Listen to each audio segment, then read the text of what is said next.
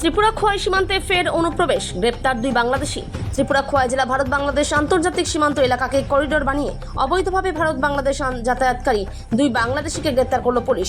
শনিবার খোয়াই সুভাষ পার্ক রাধাকৃষ্ণ মন্দির সংলগ্ন এলাকা থেকে সাদা পোশাকের পুলিশ আধিকারিকরা দুই বাংলাদেশকে হাতে নাতে ধরে ফেলে। পুলিশের জিজ্ঞাসাবাদে ধৃত বাংলাদেশিরা স্বীকার করেছে যে তাদের মূল বাড়ি বাংলাদেশের ঢাকায়। তারা দীর্ঘদিন ধরে দিল্লির বিভিন্ন এলাকায় আত্মগোপন করে বসবাস করছিল। আজ খোয়াই ভারত বাংলাদেশ আন্তর্জাতিক সীমান্ত ব্যবহার করে অবৈধভাবে বাংলাদেশে ফিরে যাওয়ার উদ্দেশ্যে তারা এই জায়গায় জড়ো হয়েছিল। ধৃত দুই বাংলাদেশিকে গ্রেপ্তার করার পর পুলিশ তাদের থানায় নিয়ে যায় এবং এই চক্রের সাথে জড়িত অন্যান্যদের খোঁজে ধৃত দুই বাংলাদেশিকে জিজ্ঞাসাবাদ শুরু করেছে। খোয়াই জেলা ভারত বাংলাদেশ আন্তর্জাতিক সীমান্ত এলাকাটি বর্তমানে অবৈধ অনুপ্রবেশ এবং মানব পাচারের একটি অন্যতম প্রধান করিডোরে পরিণত হয়েছে। কিছুদিন পরই এই রুট ব্যবহার করে অবৈধ নাগরিকদের পারাপার উদ্বেগ বাড়াচ্ছে সীমান্তবাসীর।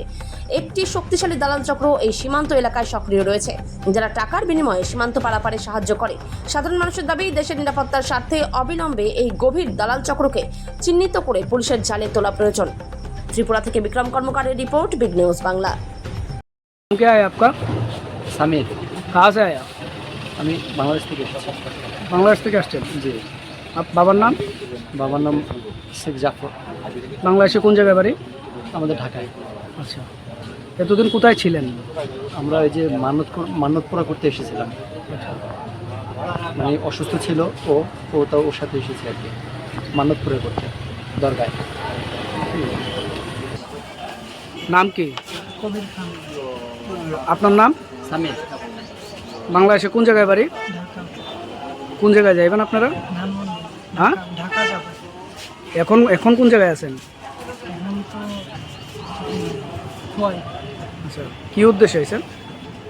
বাড়িতে যাব, তাই কোথা থেকে আসছেন? বাংলাদেশ থেকে। বাংলাদেশ থেকে কোথায় আসছিলেন? তো এখানে মান্নত পূরণ করতে এসেছিলাম। তো কোন জায়গায়? দিল্লি নিজামুদ্দিন। বাবার নাম? জি। আপনার বাবার নাম? জাকির খান।